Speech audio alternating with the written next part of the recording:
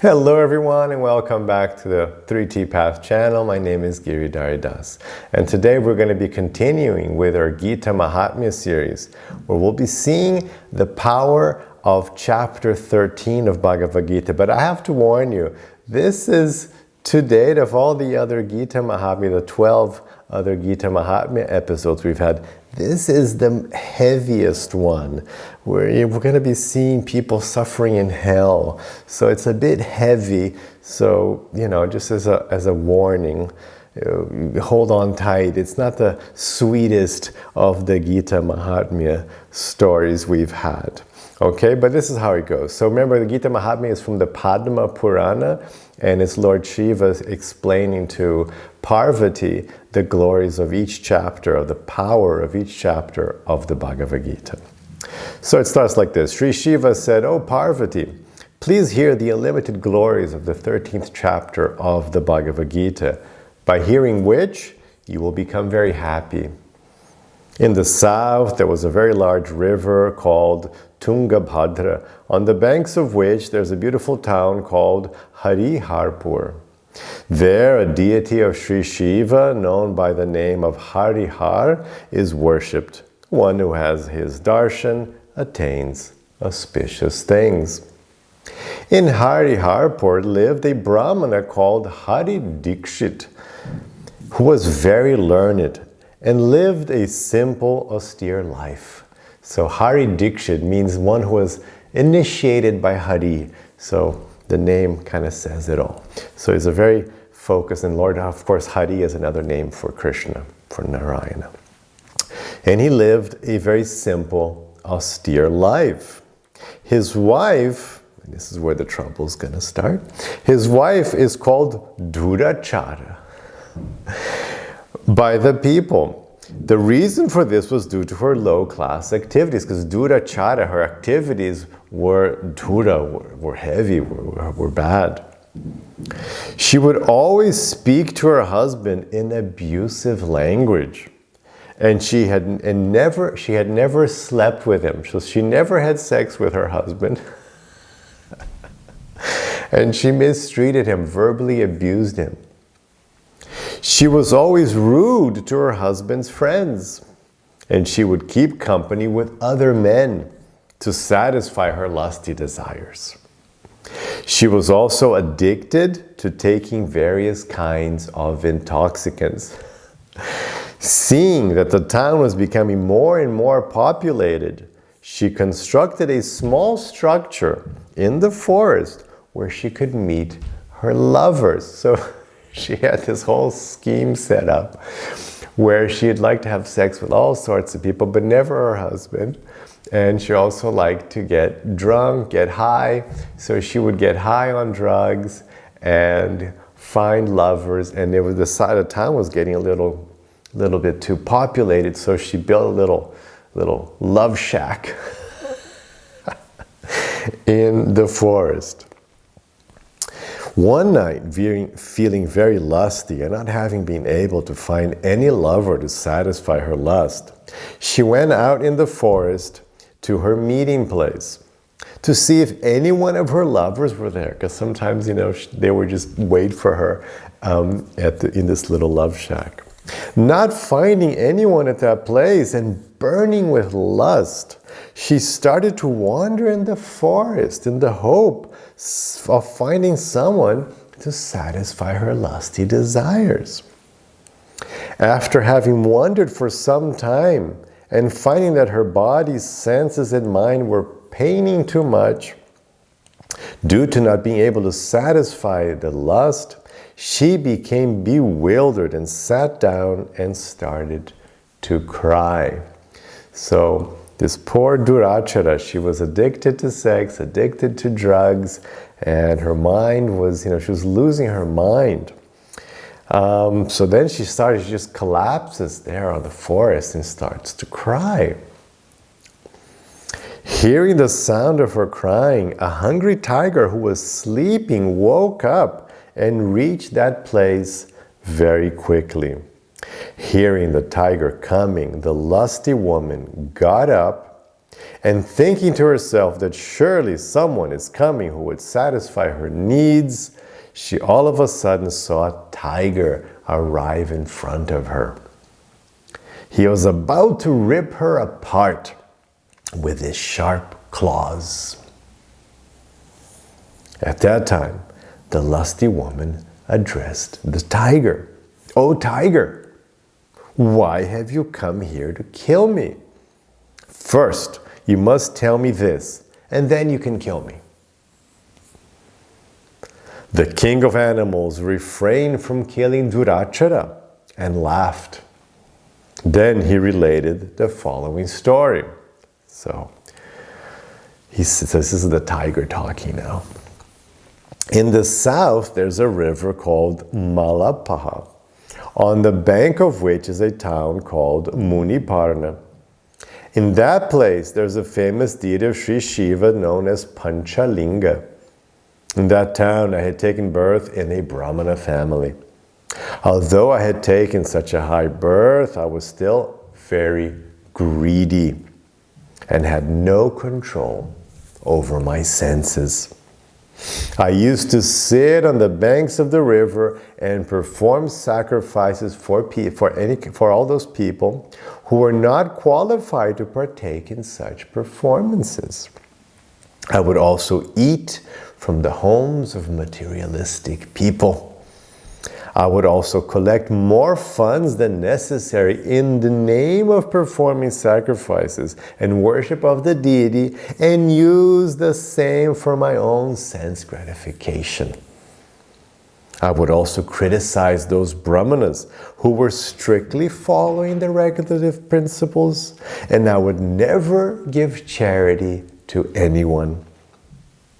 Slowly, I became old, my hair turned white, my teeth fell out, my eyes became weak, but even still, I did not lose my lust to collect and hoard more funds. One day, by mistake, I went to the house of some brahmanas who were very cruel and expert at cheating to beg some food, when they set the dogs on me. One of those dogs bit my leg and I fell over and very quickly died. After that, I attained this tiger's body and I am living in this dangerous forest. Fortunately, I am able to remember my last birth, and in this birth, I do not attack any devotee, sannyasi, or chaste lady. Only those sinful persons and unchaste women I take as my food. As you are the most unchaste and sinful woman, you will definitely become my lunch. That's just wonderful, isn't it? So the tiger, I love that last line, right? So you will definitely become my lunch. So anyway, so we have, who's becoming lunch? Duracara. Why is she becoming lunch? Because she can't control her senses. She's very lusty. She's a sex fiend and a drug addict, and she mistreats her husband. She's been sinful. She's just been a horrible person her whole life. And the tiger, who's the tiger? The tiger was victim to greed. So he was a victim to greed. He just wanted to use his position to get money. So something very common these days all over the world, a priestly class, very greedy priestly class, just wanting money for their own. And they say, yeah, it's for the donations. You should help Christ or help the temple. And of course, they just take the money for their own uses, and they build, mansions, and they get private planes, and and fancy cars, and lovers, and So they're very common. So people do that, all over the world. All over the world, there's, those ridiculous, rotten gurus who've done that in the name of everything. Krishna and Ram and Christ and Islam. It's like whatever. People always distort these things. The rabbis who is, it's very shameful. And so that's really bad. It's actually very sinful to do that. So So the tiger fell because of that, and he just wanted more and more. He would never be satiated in his greed for more money. So anyway, so he got off pretty easily, I guess. He got the body of a tiger, and with the blessing of remembering his past birth. So it's not too bad. Fortunately, Duracara is going to have it quite a bit worse. So after the tiger had finished this narration, he devoured that sinful woman. Thereafter, the Yamadutas, the Yamadutas, they are the servants of Lord Yama. Lord Yama is the Lord of Death. He's the one that judges humans in the, when they die, they get judged in the court of Yamaraj, and the Yamadutas are like the prison guards for Yamaraj. So they drag the soul.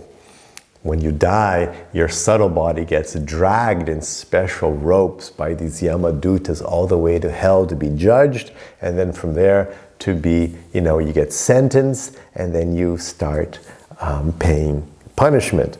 So these Yamadutas, and so they took her, she got very quickly judged, and then she was thrown into hell known as Duyada, which is a lake full of stool, urine, and blood. And she had to stay in that filthy place for 10 million kalpas. So it's a bit exaggerated, because actually 10 million kalpas is several times the duration of the entire universal creation.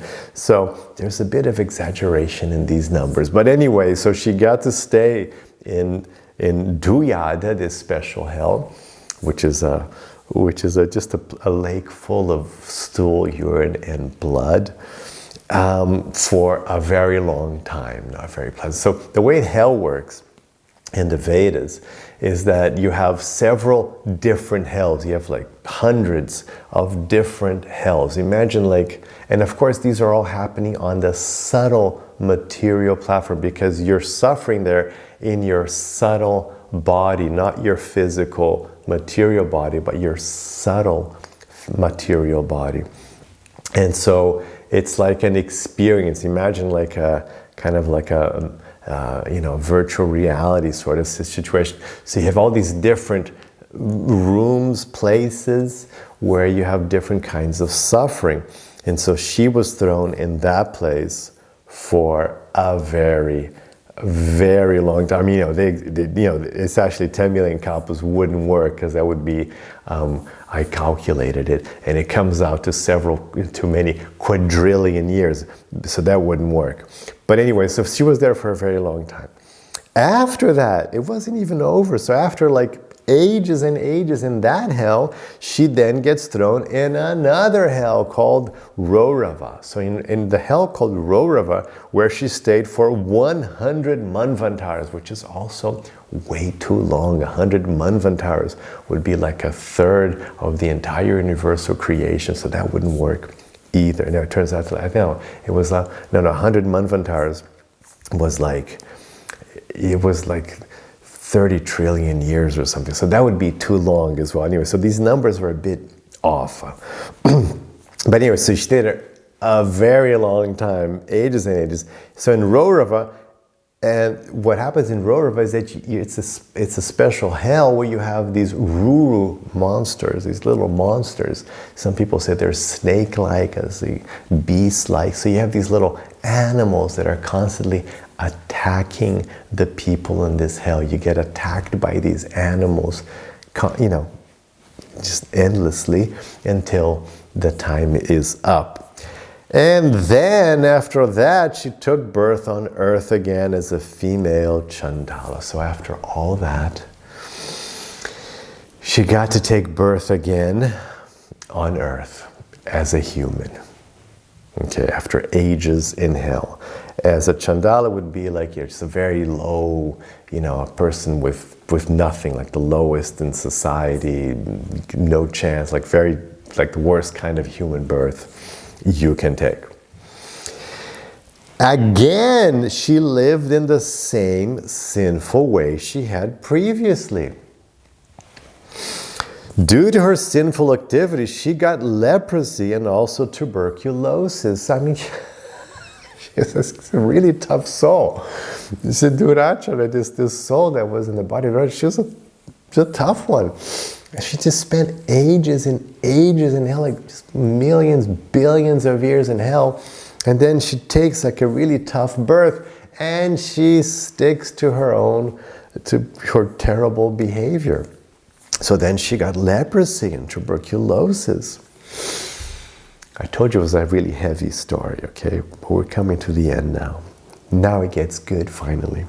By chance and good fortune, she once went to the holy place of Hariharpur, and close to the temple of Jambakadevi, Parvati. She saw the great saint Vasudeva, who was always reciting the 13th chapter of the Bhagavad Gita. From his mouth, she heard that recitation, and becoming attracted, she heard it again and again. And by that hearing, she was able to give up that body of a Chandala and became completely free from her past sinful reactions. She then attained a four-armed form similar to Sri Vishnu, and she was taken to Vaikuntha. So that's the end of the story. Redemption comes finally. Really hard. She just wasn't getting it. So finally she heard the 13th chapter of the Bhagavad Gita. The 13th chapter of the Bhagavad Gita, Krishna explains the nature of the soul being different from the body, the presence of the super soul within the body.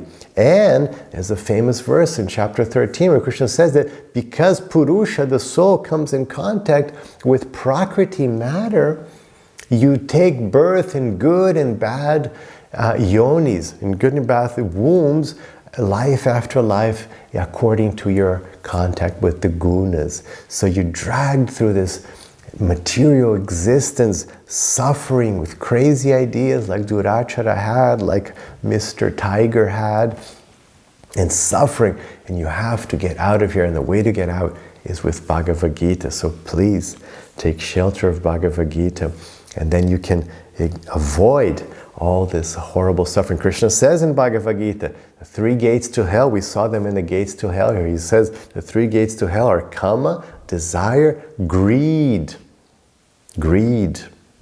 and anger. So anger wasn't mentioned here. Well, she was rough with people. She was, she spoke rough words, so that's kind of anger. So we see Krishna said these are the gates to hell. And here we see the example of how that works. Anyway, so that was a bit heavy, but I hope you took something good from it, and have your rest of your day with lots of peace and lots of love.